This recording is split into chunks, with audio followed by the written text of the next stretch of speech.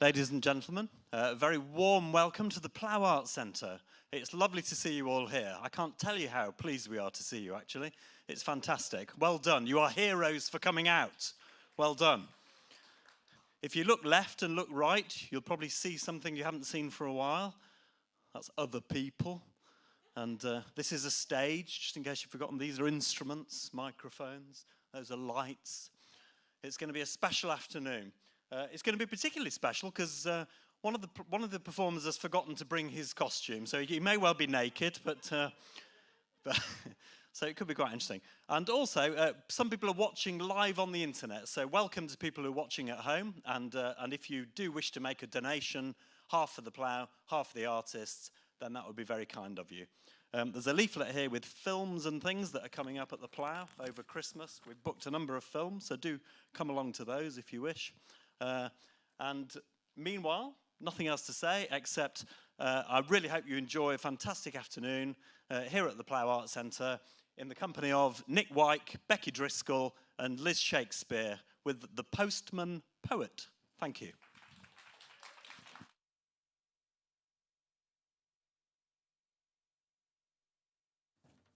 Hello. Thank you very much for that, Richard. Which one didn't bring the costume? First gig for months, I forgot my shirt. Never mind. Right. No, it is understandable, yeah. I had to forget something. Hello to all of you, and hello to you watching at home as well. It's very nice to see you all. We'll get on with it. Yeah. Welcome to the life and songs of Edward Capern, Devon's Postman Poet. So I'm going to be telling you about the life of this extraordinary man and reading a bit from my book, The Postman Poet. And I'm delighted to have Nick and Becki here with me, who are going to be singing some of Edward Capern's songs.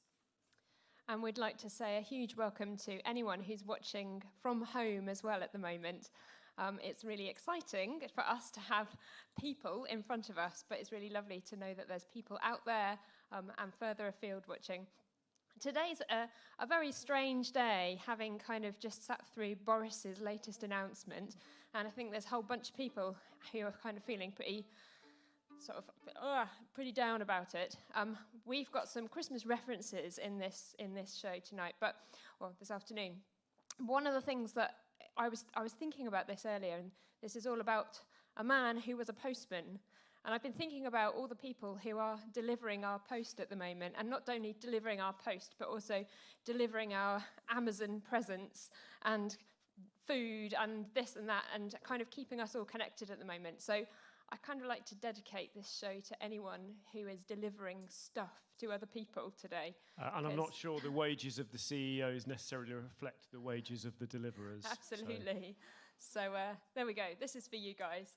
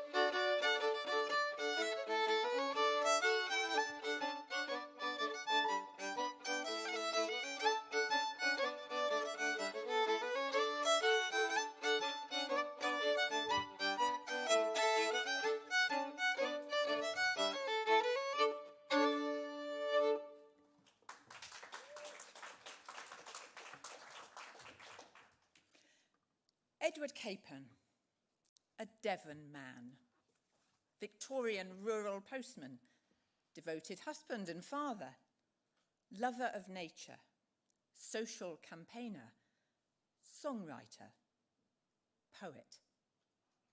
I sigh not for honour, I covet not station. A man may be noble, though lowly his birth. The world's my domain, and my home is creation, and proud as a monarch, I traverse the earth. I first heard of Edward Capen about 30 years ago, when an article about him appeared in the local newspaper. The romance of the story stayed with me, the rural postman composing verses as he walked the very same lanes that I walk. And when the idea came to me of writing a novel based on his life, it really was a eureka moment. In my writing life, I've never felt so certain about a project. Edward Capen was born in Tiverton in 1819, the eldest son of a baker. His family moved to Barnstable when he was 3 years old. They were poor. Edward only ever went to school for 4 months.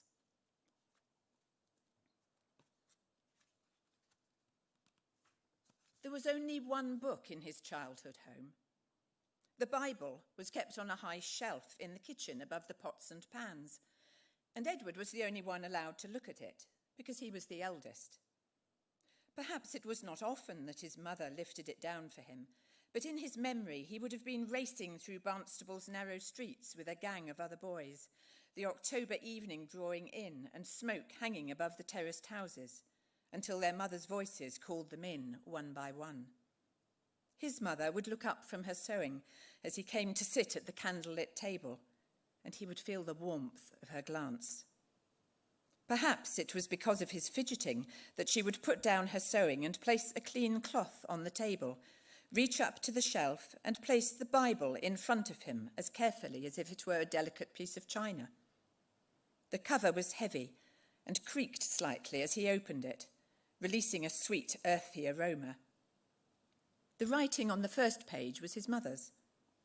When he looked at it in later years, he saw, with a rush of sympathy that brought tears to his eyes, that the letters were laboriously and badly formed. Her name and his father's came at the top. They both began with E, Elizabeth and Edward. His own name was underneath, along with the date of his birth. Thomas was next, and then his 2 little brothers, who had the word died after their names. Then came his 2 sisters. He knew, although he had not been told, that there would soon be another name to add to the list. The pages were as delicate and rustling as autumn leaves. Sometimes he turned several at once, indiscriminately, to prove to himself that every single page contained as many words as the one before. He could read a lot of the words, and sometimes a whole sentence, but it was difficult to make a story unless his mother showed him where to start. So he would turn back to the first page and read again the story that he knew. In the beginning, God created the heaven and the earth. The words made him feel dizzy. He read them again and again until his mother leaned over and found a passage for him, prompting him when he reached a difficult word, until he could match the words to her voice. When he was 9 years old, he was sent to work in Barnstable's lace factory to help support the family. He usually worked a 14-hour day and occasionally 20 hours if there were urgent orders to meet. Nonetheless, his poems do speak of a happy childhood, and it would have been about this time that he began to absorb childish melodies and rhythms.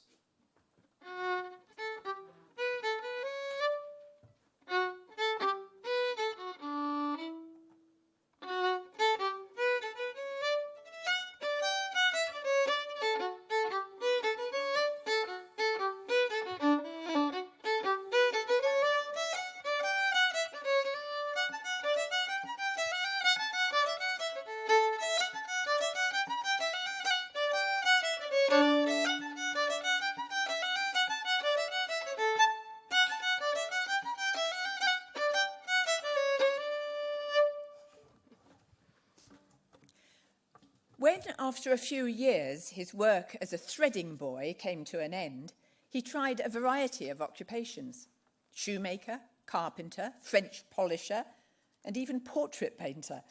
But it seems he was not very good at any of them. There were few opportunities at that time with a young man with a thirst for knowledge.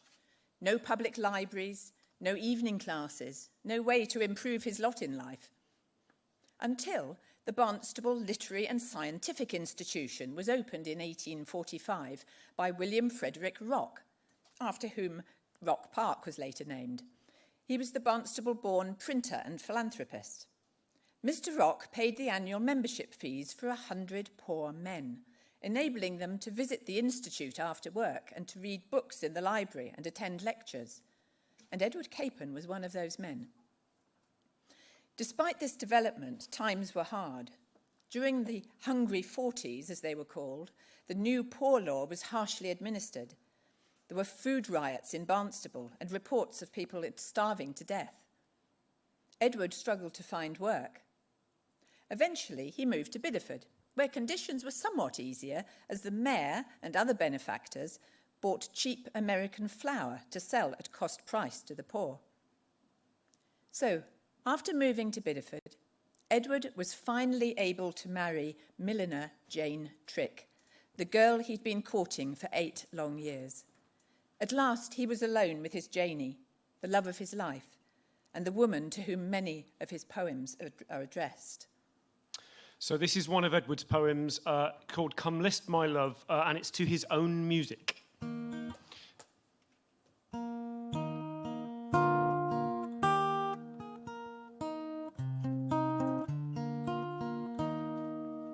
Come list my love and I will sing a song, oh, a song, oh. Come list my love and I will sing. Of all the seasons give me spring, for youth and beauty it doth bring. And joy, oh, and joy, oh.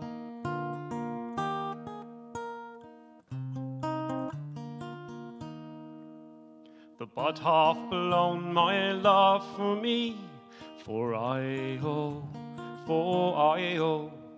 the bud hath blown my love for me, the maiden bark upon the sea, the young bird singing on the tree. For I, oh,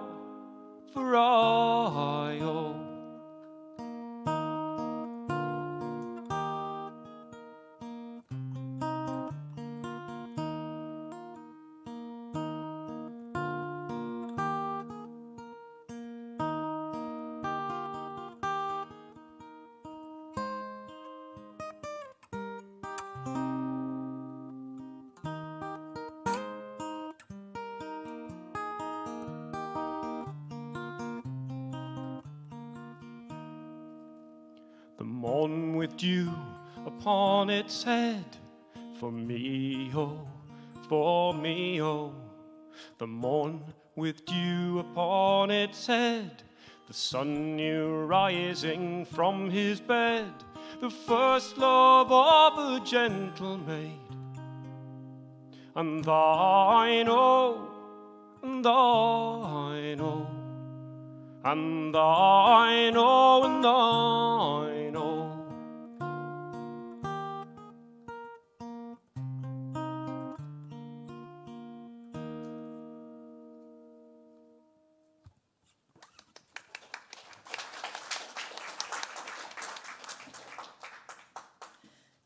Edward and Jane set up a simple home and shop in Bideford where Jane could sell her bonnets and later run a small grocery alongside.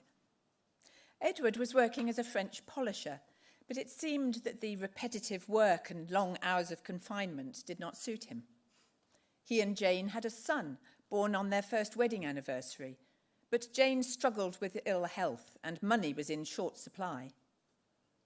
But then Edward was offered a post as a letter carrier. Through research at the Royal Mail Museum in London, I was able to see details of this first appointment, for which he needed a recommendation from the Honourable John Fortescue MP, something which Mr. Rock probably helped to arrange. Being a postman wasn't a job which suited everyone. Literacy rates were low at this time, but Edward could read and write. Initially, he worked on the Bideford to Appledore round. He hardly needed a coat at all when he set off for Appledore for the first time. It was a beautiful May morning, and although his mind was much exercised with remembering Mr. Lee's instructions, his heart lifted as he walked through Potter's Lane and out of the town. He carried 2 locked bags of letters strapped across his chest and a small bag to deliver to outlying houses along the way. On the way back, he would carry all the letters that were proffered to him, together with the pennies for their postage. He had been given a bell to alert people to his approach, but for the time being he had wedged it upside down in the pocket of his Sunday coat so that he did not ring it inadvertently. Edward had been issued with a book of instructions and knew that he must not make mistakes of any kind. The postman who had walked the round for many years had recently been charged with embezzling a penny. And although after a lengthy trial he was found not guilty, he was still dismissed from the post office. Edward strode out along the causeway that ran across the marsh. A gentleman riding a large cob towards Bideford greeted him cheerily.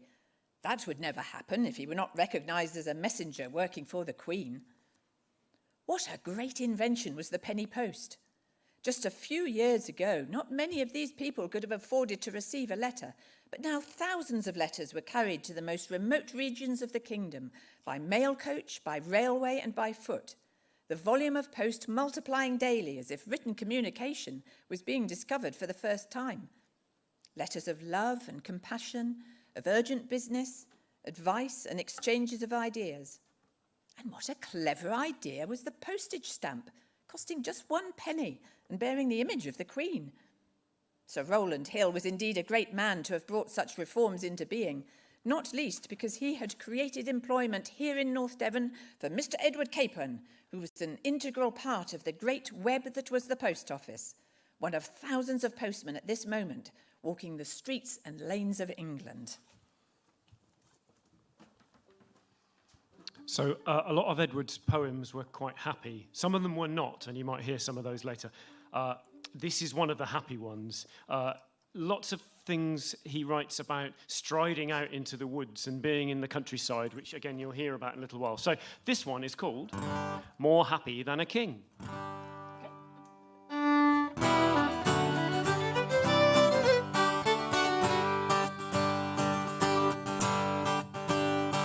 Give me the bright bird palaces where joy delights to dwell, the fragrant grove of sycamore, the odour-breathing dell. 'Tis there with rapture in my soul I sit in bliss and sing. Goodbye to care, for here I feel more happy than a king.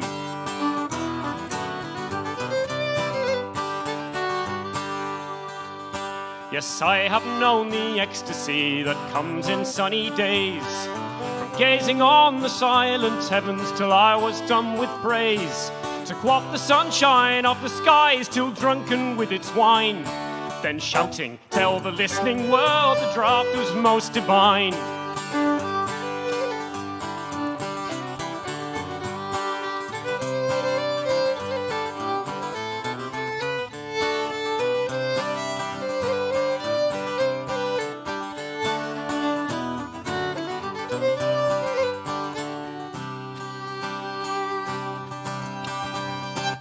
I am this pleasure thou mayst share if thou wilt only go where nature is the antidote of half our mortal woe.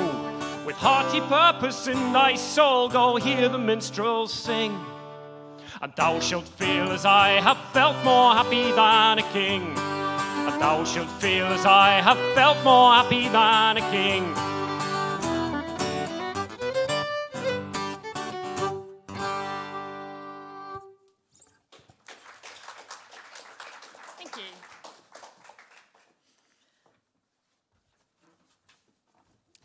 Later, Edward was given the Bideford to Buckland Brewer round. At this time, a new postal round was only created when the letters to that district averaged 100 a week. It was a 13-mile walk, which involved a 2-hour wait in the village to give people time to reply to the letters he'd delivered, so that he could then carry them back to Bideford again. At last, as he walked, he had time to work on the lines that had been running through his head. A postman's is as happy a life as anyone's, I trow, wandering away where dragonflies play and brooks sing soft and slow, and watching the lark as he soars on high to carol in yonder cloud. He sings in his labour, and why not I? The postman sings aloud. And many a brace of humble rhymes his pleasant soul hath made, of birds and flowers and happy times, in sunshine and in shade. These were happy times for Edward. He now had 2 children, Charles and little Millie, and a job he loved despite the low pay. In Buckland Brewer, he spent the middle of each day in a simple cottage into which he'd been invited to eat his dinner and work on his poems. As he walked, he found inspiration for his poems and songs in the landscape, the birds and the flowers, and in the people that he met. So we're going to do a song called The Song of the Keeper, and it's basically a little snapshot of life from the perspective of a gamekeeper, really. It's mostly a long list of dogs.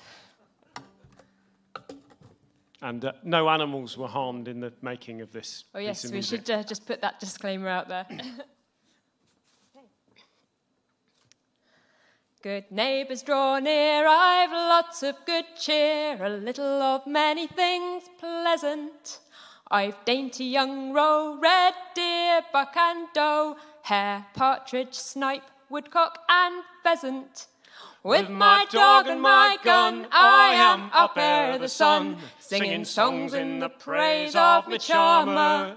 And leap in the brook, I scare the black rook, and rouse up the slumbering farmer. Say, where is the dad that can boast of a lad whose tide of true pleasure runs deeper? There is no employ for a rollicking boy as free as the life of a keeper. I have frolic and rose with right tender nose to spring the brown bird in September, and Missy and Bob ever ripe for a job when we sport in the chilly November. And Spot, Shot and Rough and Billy and Bluff to follow me over the furrow. And sleek as a mole, there's Vic for a hole when the rabbit is deep in his burrow. Say, where is the dad that can boast of a lad whose tide of true pleasure runs deeper? There is no employ for a rollicking boy as free as the life of a keeper. When winter winds blow and fair falls the snow, the polecat, the fox and the badger, I'll track with my hound or trap on the ground and strip off their coats for the cadger. For catching a stoat or otter afloat, owl, hawk, kite and jay, or a poacher, I have always a snare, and I'd have those beware who feed the big bags of the trocher. Say, where is the dad that can boast of a lad whose tide of true pleasure runs deeper? There is no employ for a rollicking boy as free as the life of a keeper. So join when I sing like a merry old king, and drink till your spirits are mellow. Come fill up your glass, here's a health to each lass, and master a jolly good fellow. Thank you.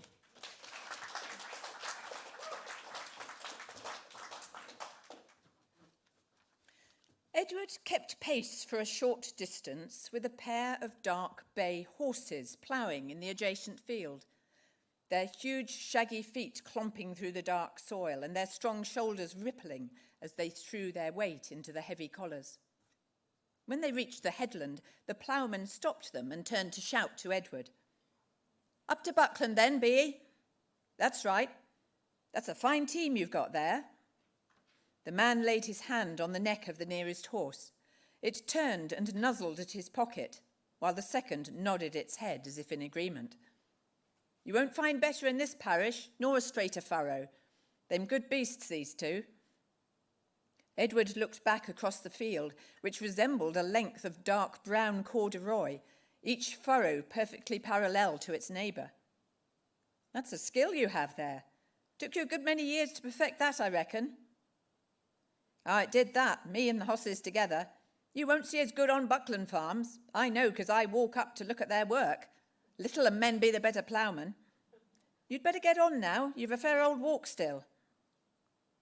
Edward watched while the horses responded to their master's gentle commands, turning in a tight circle to pull the creaking plough steadily back across the field, while the ploughman walking behind pressed with all his weight on the handles, then seemed to be carried along by the strength of the horses. Edward felt he'd walked into a happier, more innocent place, far away from Bideford's grimy back streets with its avaricious shopkeepers and hard-hearted officials. Not much change there, perhaps. There was poverty here too, of course, but also riches, such as those Lenten lilies beneath the trees, so bright against the bare, dark loam. Ah, life was such a puzzle. He had embraced the new world of steam with the advantages the railway would bring. But how he would hate to see a steam plough roaring through this valley and the ploughmen and their placid horses thrown out of work. The horse had served men for countless generations. The men who'd worked with them were amongst the best in the land, their lives as straight as their furrows. The railway would hasten progress into the modern world, bringing many improvements. There was no doubt about that, and much would be gained. But there would also be losses. And by delivering letters, Edward was bringing new ideas to an area where knowledge had been based on tradition passed down through the generations.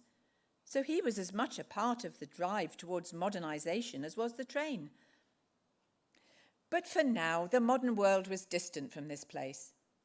He would write a song for the old-fashioned plough, one that the teamsmen of the whole area would like to sing.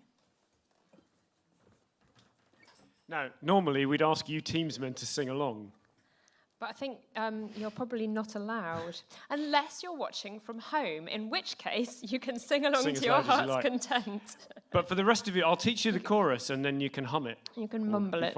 Mumble it quietly under your masks. So the chorus goes, then hurrah for the old-fashioned ploughboys and hurrah for the children of toil.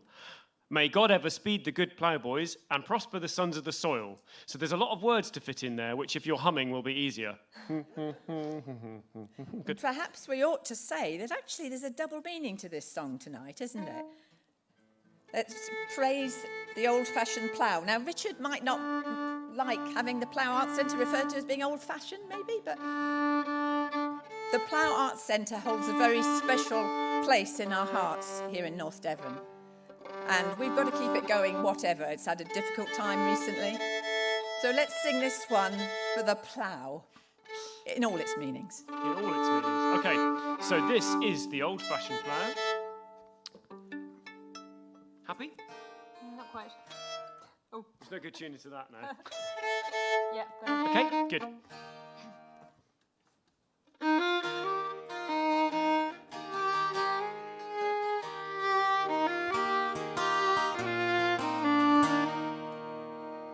Here's a song for the old-fashioned plough boys, a friend of the rich and the poor. There's naught like the honest old plough boys to keep off grim want from the door. There's a spell in the trusty old plough boys, there's a charm in its glossy back team, which can never be beaten, I vow, boys, by all the new wonders of steam. Then hurrah for the old-fashioned plough, boys, and hurrah for the children of toil. May God ever speed the good plough, boys, and prosper the sons of the soil.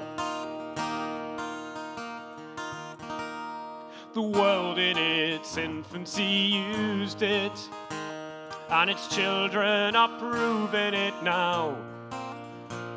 Our forefathers never abused it, and will not dishonor the plough. As wide as the world is its fame, boys, its virtues there's none can deny.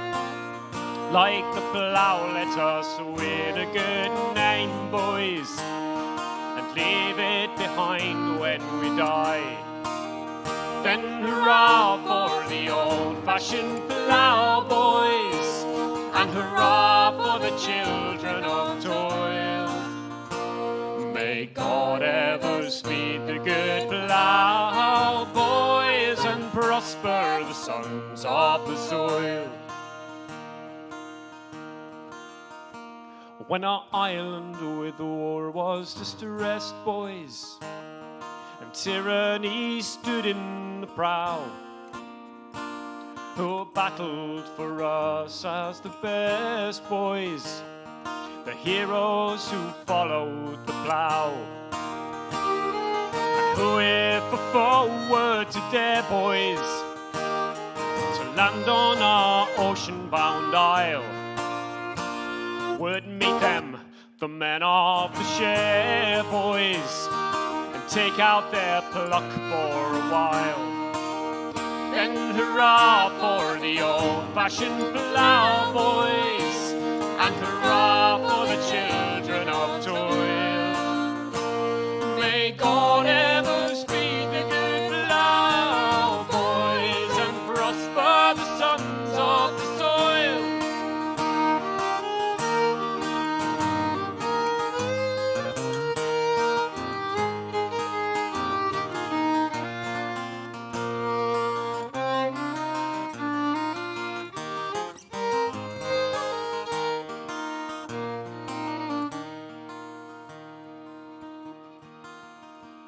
But long as the summertime comes, boys, may peace be the lot of us all.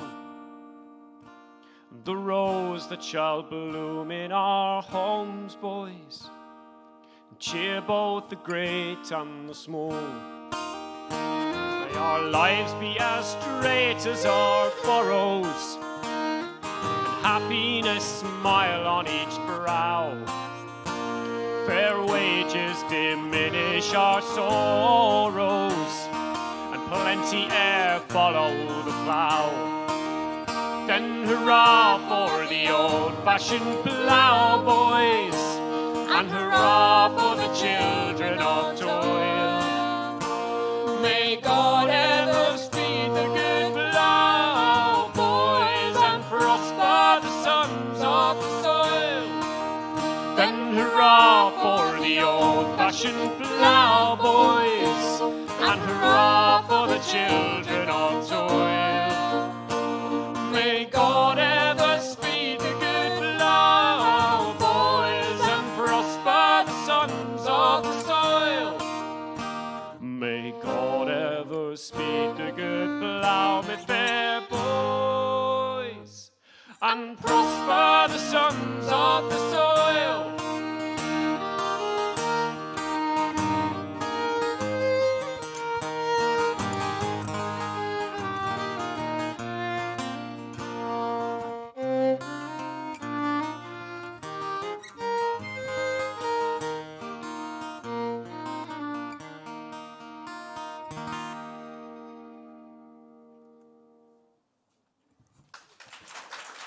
Thank you. The Thank you very much, plough. folks.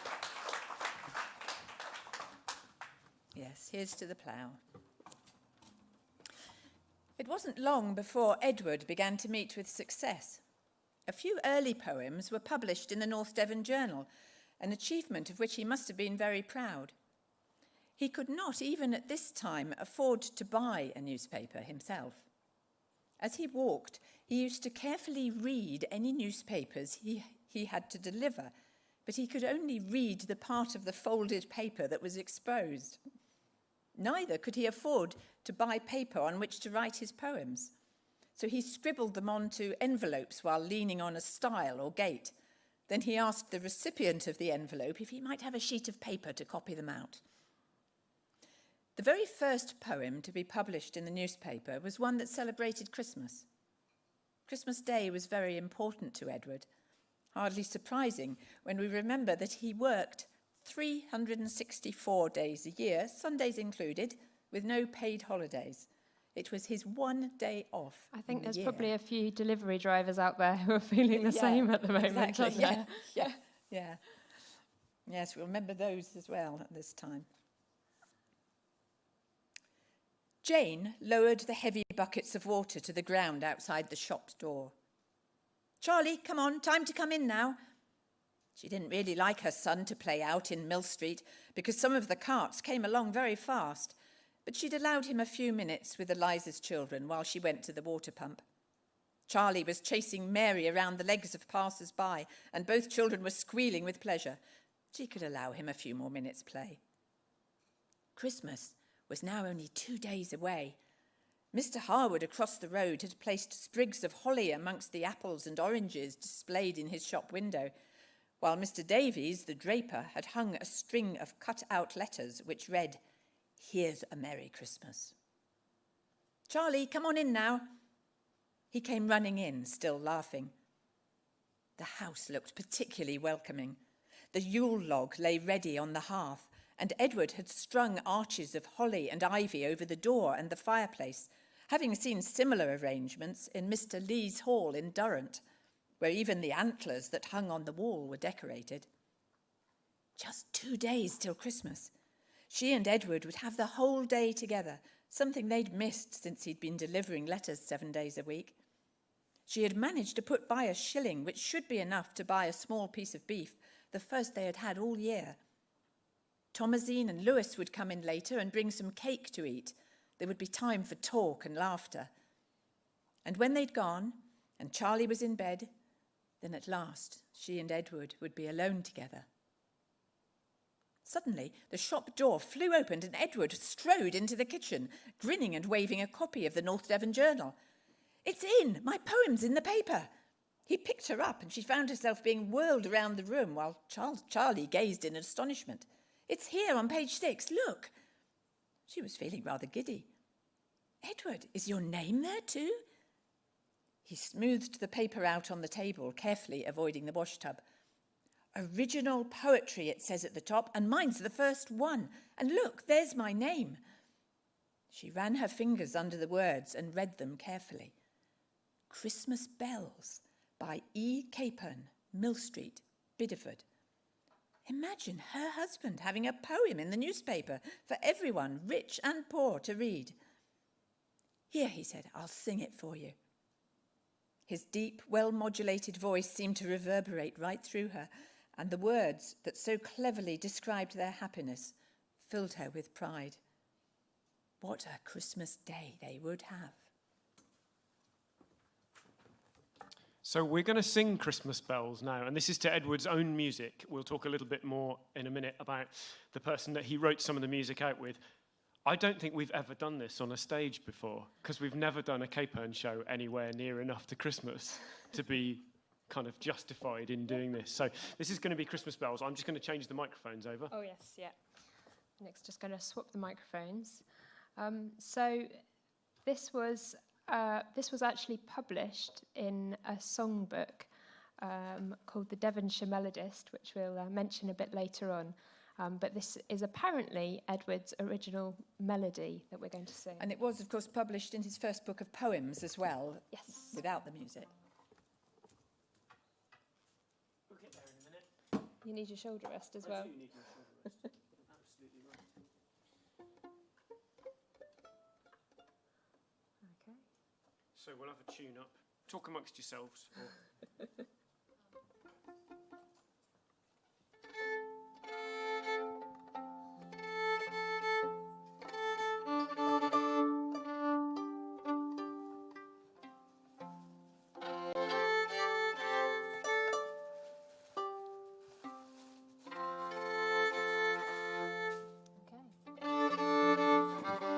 doesn't matter how well you tune them before the gig. There we go. Bit of lights and a bit. I'd forgotten all this actually. Yeah, I was going to say we're a completely stage. unused to stage lights.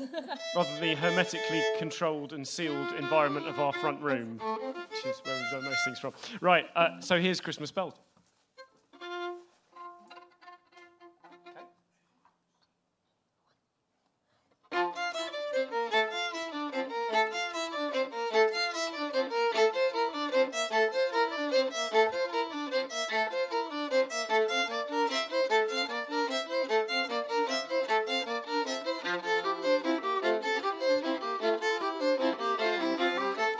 Ring out, ye merry bells, welcome bright icicles, welcome old holly crown Christmas again. Blithe as a child at play, keeping his holiday, welcome him in from the snow peak and plain.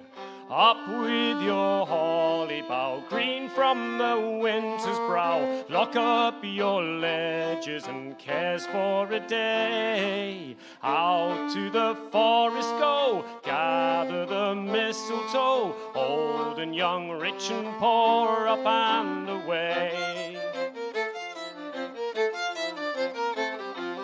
Up with the holly bough, I am the laurel now, in with the Yule log and brighten the hearth. Quick, he's here again, come with his joyous train, laughter and music and friendship and mirth. Up with your holly boughs, high in each manor house, garnish the antlers that hang in the hall. Yes, and the neck of corn with a gay wreath adorn, rich as the bloom on the cottager's wall.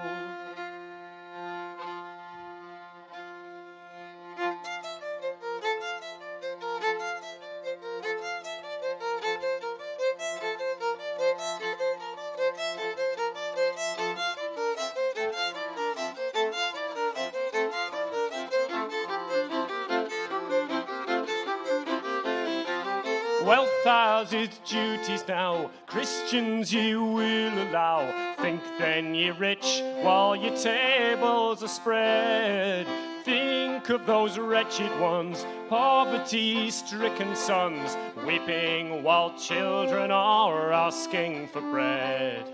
Ring out, ye merry bells, ring till your music swells, out o'er the mountains and far on the main.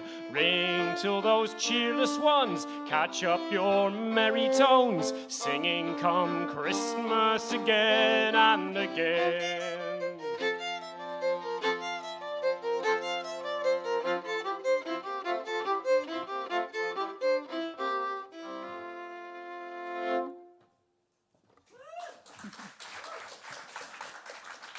Thank you. Christmas bells, and the third verse of that goes out to Mr. Rees-Mogg.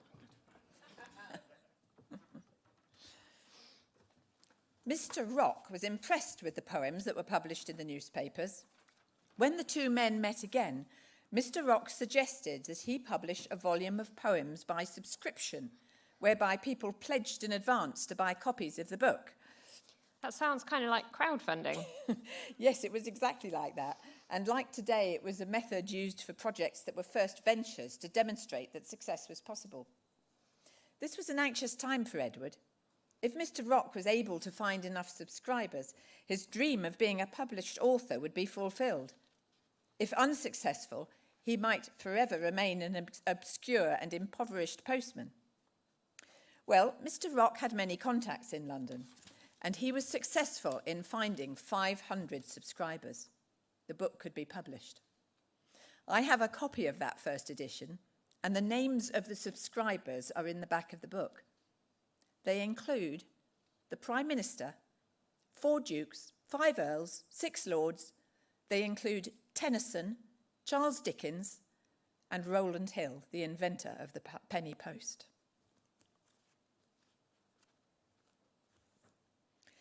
Edward turned down the track to Lancross Mill, whistling as he walked. It was a fine June morning, and the sky was of the deepest blue when observed through the bright green foliage of the oaks. He had to shield his eyes from the sun, which was just beginning to lift the dew from the grass and to draw flashes of light from the River Yeo rippling over its stony bed. What a time it had been. Jane had been rather affronted when he said so, but the thrill of holding his book in his hands really was as great as holding his children for the first time. He had caressed the green embossed cover and ran his finger over the spine, which announced Capern's Poems in gold lettering. It scarcely seemed possible that those words meant him. At first, the delight he took in his new book had been mingled with fear that reviewers would find the poems ridiculous.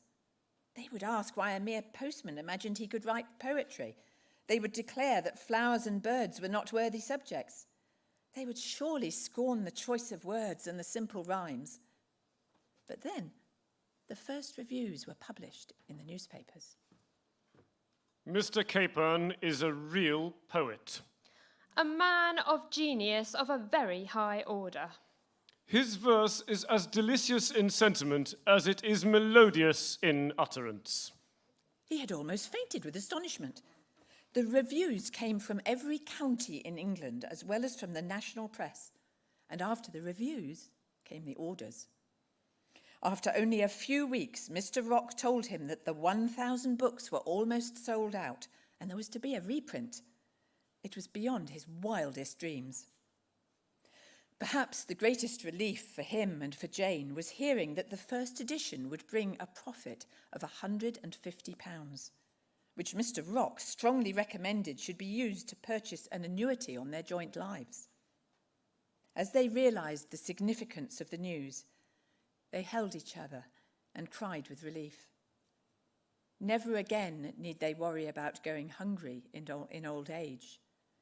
Never again would they fear dying in the workhouse.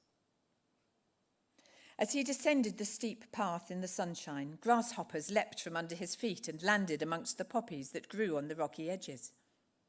He crossed the bridge, pausing to watch the dark red cows drinking from the river shallows, and the sunlight that flashed on the drips of water when the cattle lifted their heads to stare at him. He hummed a tune to himself as he continued on his way. He had composed 6 songs in the last few months. The truth was, it was not always enough to be writing words alone.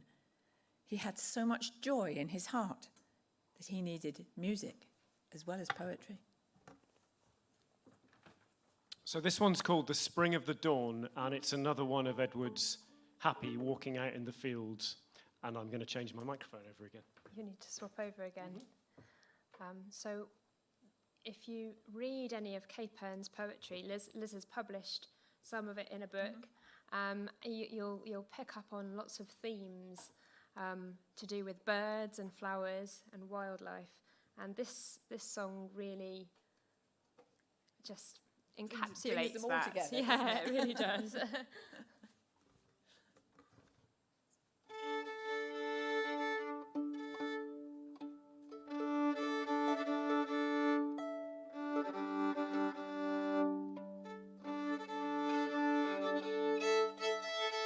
Okay, The Spring of the Dawn.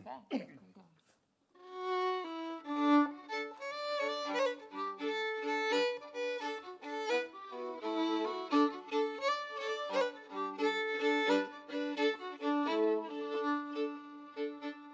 Oh, have you been up with the spring of the dawn, when the glow lights the green on the brow of the lawn, ere the bellowing buck wakes the doe with her fawn, to hear the lark's song in the morning?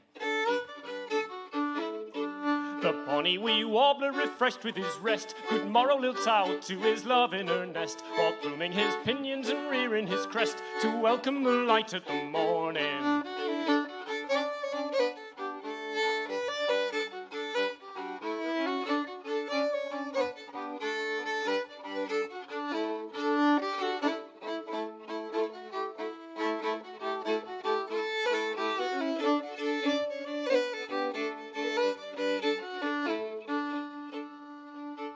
Now, fluttering his wings all bedabbled with dew, he soars up the grey for a sight of the blue, loud singing his song until lost to the view, his first merry song in the morning. So it's to be out in the spring at the dawn, when the glare of the grey greens the grass on the lawn, ere the bell of the buck wakes the doe with her fawn, to hear the gay lark, to hear the lark song in the morning.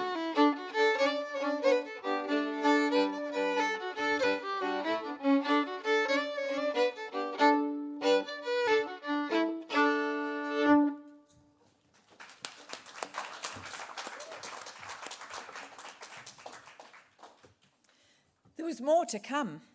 The Prime Minister was so impressed with the patriotic poem, The Lion Flag of England, that he sent broadsheet copies to soldiers serving in the Crimea, and he awarded Edward a civil list pension of £40 a year for life. And this was when his weekly wage was 10 shillings and sixpence. It's no wonder that the songs he sang were joyful.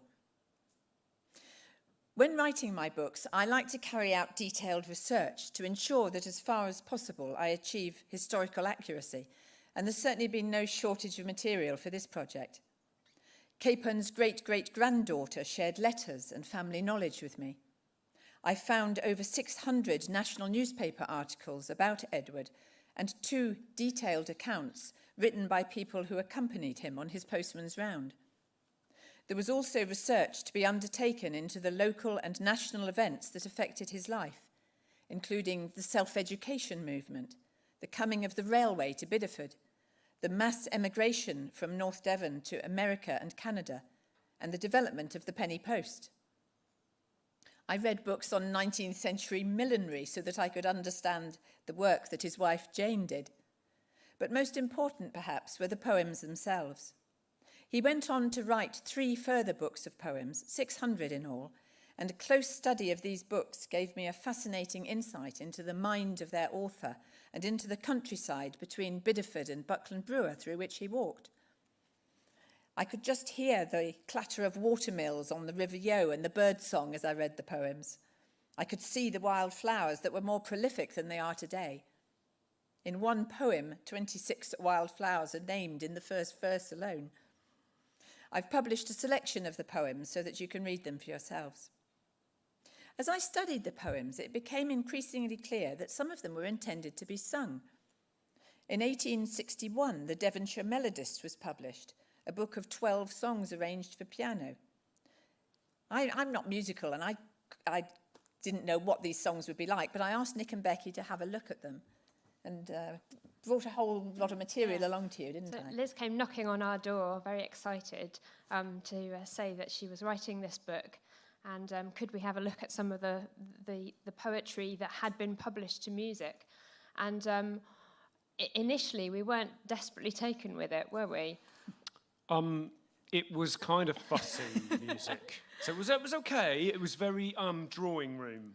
So lots of frilly bits on the piano and stuff, and it didn't quite seem, the poetry's quite earthy, and it didn't really seem to fit that mould very much. It wasn't the poetry as such, it was just the way that it had been set to music didn't really seem to connect particularly with music. We did use a couple of Edward's tunes. And in fact, for the first time, we've heard them both tonight. Come List My Love and Christmas Bells are set with Edward's music. We think it's Edward's. And we like those, but they had a slight more simplicity to them. You said the others were very fussy, didn't you? I was a bit worried because I thought, well, we've got this music here, surely we should be using it. You know, I thought they were missing something. So I thought I'd do a bit more research. She didn't trust us. Didn't trust you. Not at that time, no. So I looked for reviews of the songbook, which was published in 1861. So I looked in the newspapers of 1861, and I found this review in the Illustrated London News. The Devonshire Melodist, a collection of original songs by Edward Capen, rural postman, Bideford, Devon, transcribed for the voice and pianoforte, under the author's direction by Thomas Mirby. There is a good deal of real poetry in the rural postman's verses. His thoughts are natural, touching, and expressed with simplicity and considerable elegance. In setting them to music, Mr. Mirby has mistaken their character. His melodies are artificial, laboured, hard to sing, and bedizened with accompaniments as full of rapid flights and chromatic discords as a fashionable fantasia. We felt a bit justified when when Liz shared that review with us. So what we did was we looked a little bit more into the music that we know and love, the sort of traditional folk music of this area and wider England. And one of the things that really struck us about Capern's poetry was how much of it had this real walking rhythm to it. And if you kind of look and read through the poems, you can really sort of visualize this man walking the lanes and writing and composing and chanting as he went, and just keeping everything in that walking pace. So we went sort of down that road with it, I think. We did. Yeah, and I'm sure I feel that's more the way he would have sung them, because he used to sing the songs at village weddings and harvest suppers throughout the area. And I think he would did have play been, a bit as well, didn't he? He Yeah. played the flute. And the Concertina very badly, apparently, according to contemporary articles. So, I think Edward would have been very pleased with what Nick and Becki have done. Certainly I am. So Capen's rural poetry, which celebrates the countryside in all its moods throughout the seasons, held attractions for readers at the time who were living in an increasingly urbanised and industrialised country. But he wasn't only a nature poet. He also had a well-developed social conscience. So amongst happy rhymes describing ploughmen at work, he issued reminders that they should be paid fair wages. And a song describing the dinner bells that rang out over the fields to call people in for their dinner also remembers those scores of famished people who have no dinner to go home to. this is just a tiny snippet of this song poem. The dinner bell, ah, there's a sadder tale to tell. As here and there it plenty rings, oh, there are scores of famished things who sniff the dinner's fragrant smell, and sighing hear the dinner bell. Some poems describe shockingly harsh poverty. There are hints in the prefaces to Edward's books that he would like to have done more to raise awareness of social inequality, but William Rock would have advised him that his poetry would not find a publisher if he offended those in positions of authority. His advice was sound for someone who wanted to be published.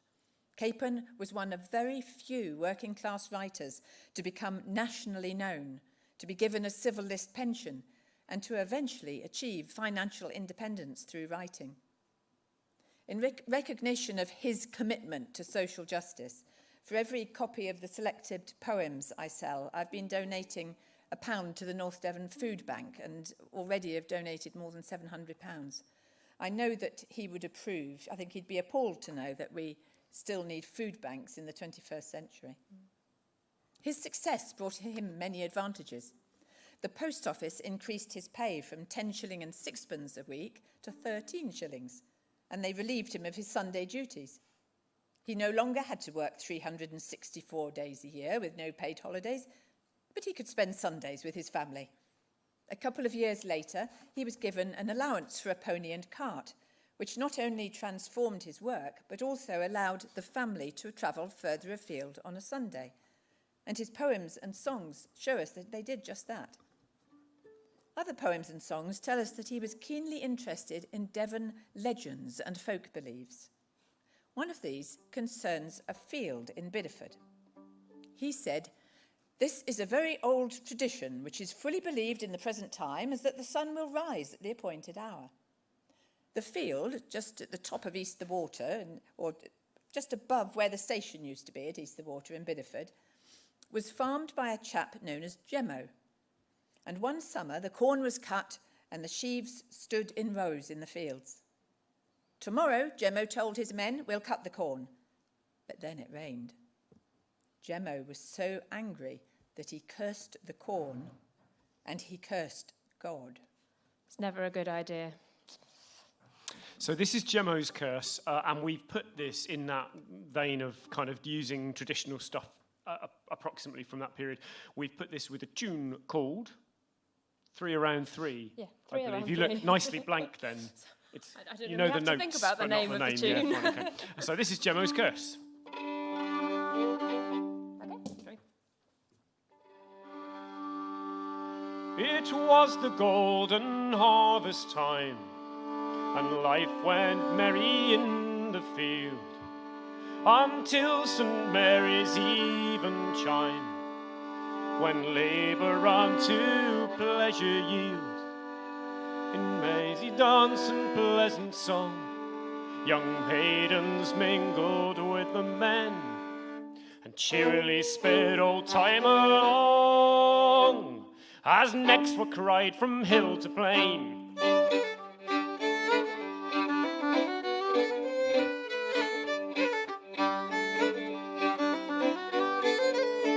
When hard by where the Torridge flows, upon the hillside in the east, some sheaves are seen in shiny rows, the promise of a future feast. Tomorrow, if the day is fine, we'll stack this corn, old Gemmo cried. Tomorrow, boys, be here at 9. Tomorrow's noon shall see it ride.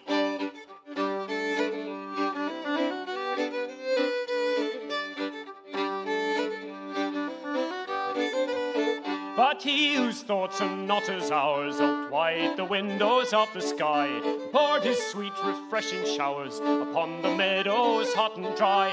The cattle leaped for very joy, the thirsty landscape wore a smile. Butter and barley now, my boy, the milkmaid chuckled by the stile.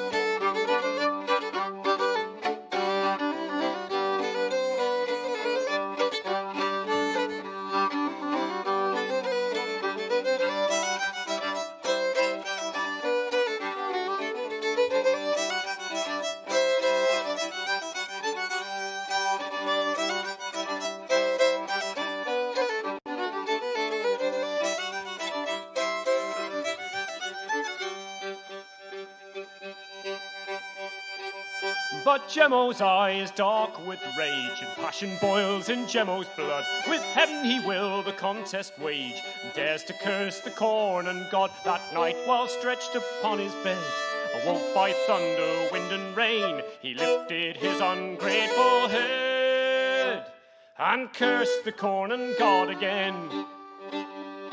The morning breaks away, he rides to seek the cornfield on the hill, when lo, a scene confronts his eyes, and now his cursing tongue is still. A whirlwind from the mighty hand that holds the desolating wind had swept the vile blasphemer's land, and scarcely left an ear behind.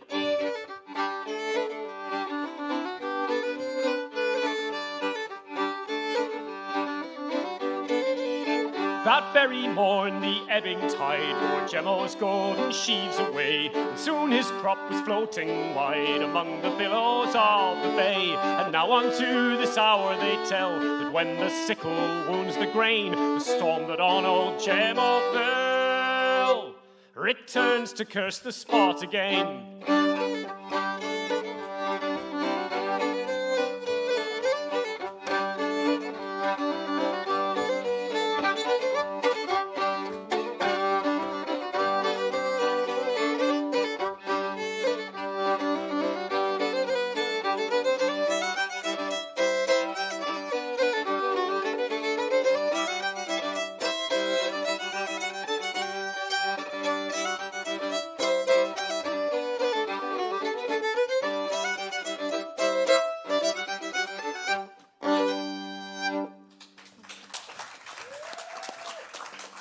Thank you. Gemmo's curse.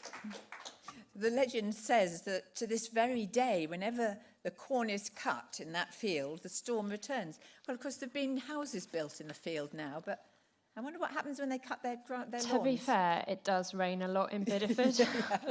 Well, that's the reason for it, isn't it? Edward Capern experienced a great personal tragedy in his life. You'll have to read the novel to find out what that was. But this influenced his and Jane's decision when he'd retired from the post office at the age of 46 to move away to Birmingham, where his son Charles had found employment in a bank, and indeed went on to become bank manager. Edward's success continued in the Midlands. He gave frequent lectures to working men's institutes, and his fourth book, Sungleams and Shadows, met with success. But his poems tell us that he never stopped missing Devon. Bright haunt of the daffodil, myrtle and rose, of solitude sweet and of pleasant repose, where a welcome waits all with a heart in its hand. My Devon, dear Devon, my beautiful land, blessed region of valley, hill, woodland and river, I loved thee, do love thee, and shall love thee forever.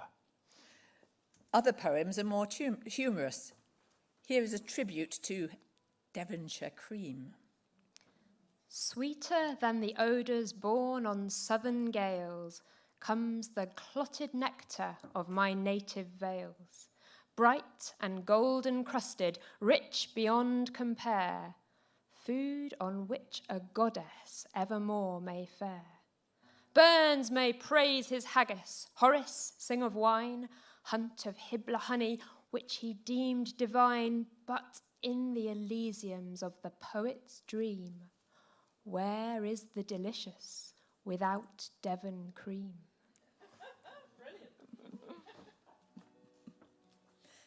Eventually, Edward and Jane moved back to Devon, bringing 2 young grandchildren with them, and they spent their last years near Braunton.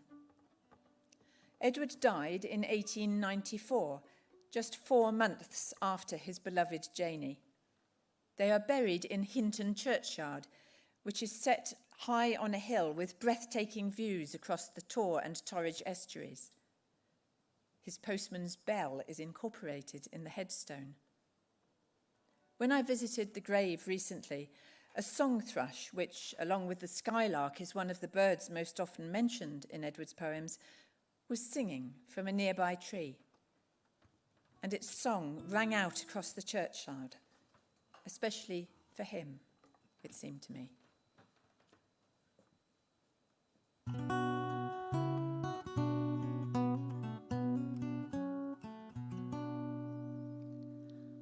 Of all the birds of tuneful note that warble o'er field and flood, oh, give me the thrush with the speckled throat, the king of the ringing wood, for he sits upon the topmost twig to carol forth his glee.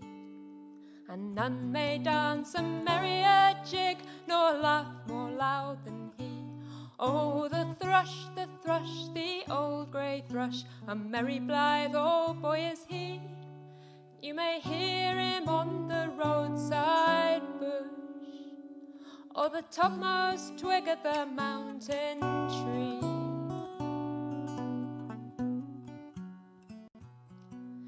Ere spring arrayed in robes of green bids beautiful flowered start, he cheereth up dull December's scene with a song from his gushing heart.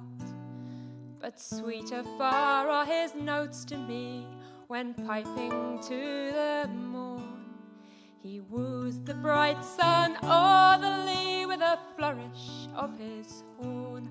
Oh, the thrush, the old grey thrush, a merry blithe old boy is he. You may hear him on the roadside bush, or the topmost twig of the mountain tree.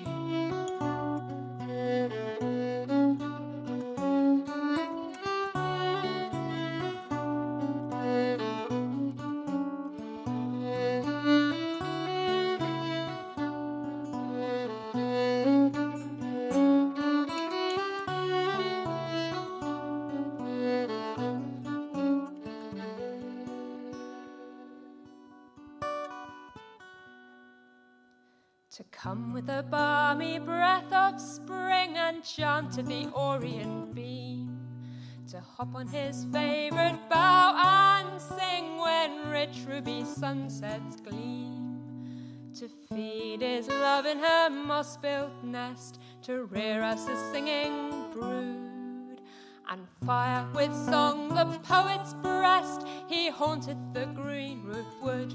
Oh, the thrush, the old grey thrush, a merry blithe old boy is he. You may hear him on the roadside bush, or the topmost twig of the mountain tree. Oh, the thrush, the old grey thrush, a merry blithe old boy is he. You may hear him on the roadside bush, or the topmost twig of the mountain tree.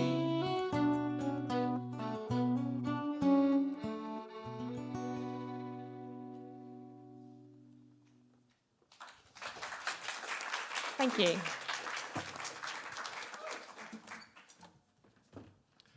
So we are coming near to the end of this afternoon. We haven't quite got there yet, but we're going to give you just a little bit of Edward's poetry, just as poetry. Yes, I have known the ecstasy which comes in sunny days of gazing on the silent heavens till I was dumb with praise.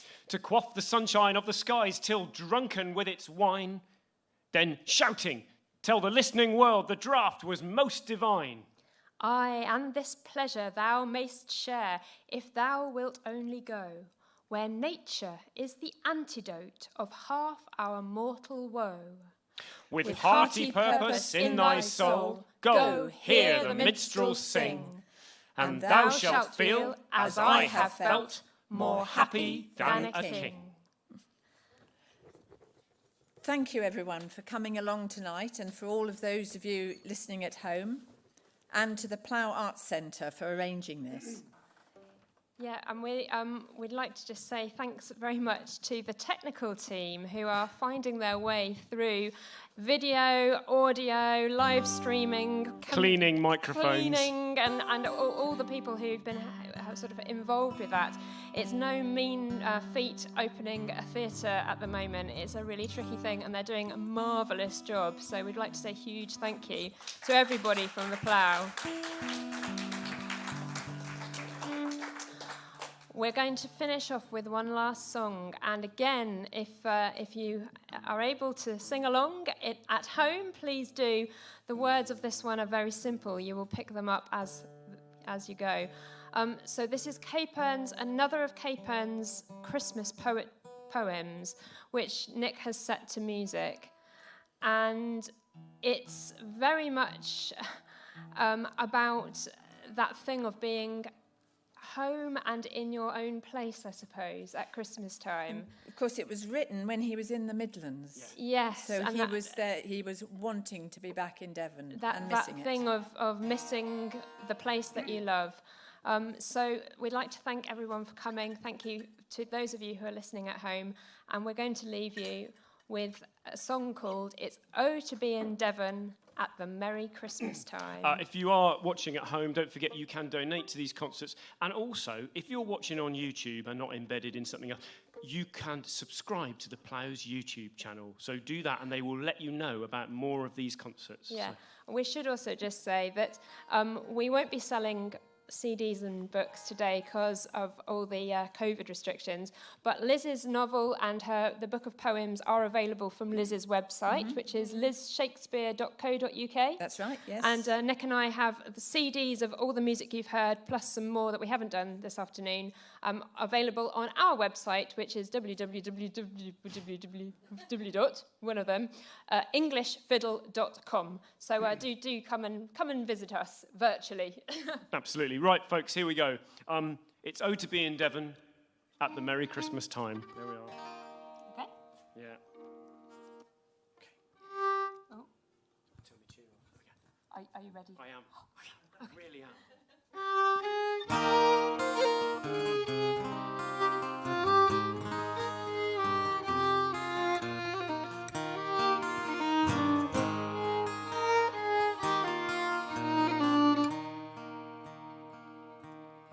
Now the days are dark and dreary, and the year is growing weary, and the leaves have left the branches of the sycamore and lime. I am thinking of thy bounty, my dear old native county, and it's all to be in Devon at the Merry Christmas time. The Merry Christmas time, the Merry Christmas time, and it's all to be in Devon at the Merry Christmas time. Oh, sweet haunt of the pheasant, my homeland fair and pleasant, though the music of the nightingale is foreign to thy clime, more charming is the greeting of the guests at festal meeting, and it's all to be in Devon at the Merry Christmas time. The Merry Christmas time, the Merry Christmas time, and it's all to be in Devon at the Merry Christmas time.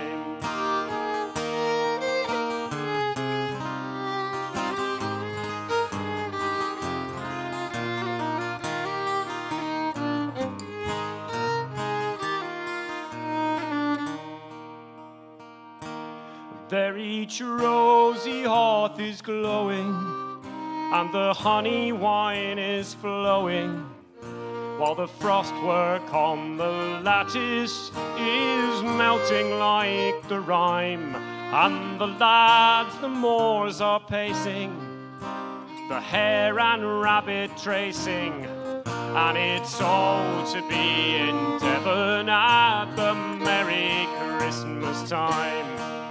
The Merry Christmas time, the Merry Christmas time, and it's all to be in Devon at the Merry Christmas time.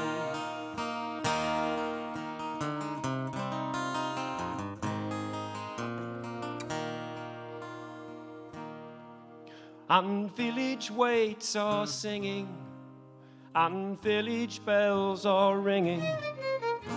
From hill to hill they answer with that old familiar chime, and the holly's reddest coral is smiling by the laurel. God bless you, dear old Devon, with a Merry Christmas time. The Merry Christmas time, the Merry Christmas time, and it's all to be in Devon at the Merry Christmas time. The Merry Christmas time, the Merry Christmas time, and it's all to be in Devon at the Merry Christmas time.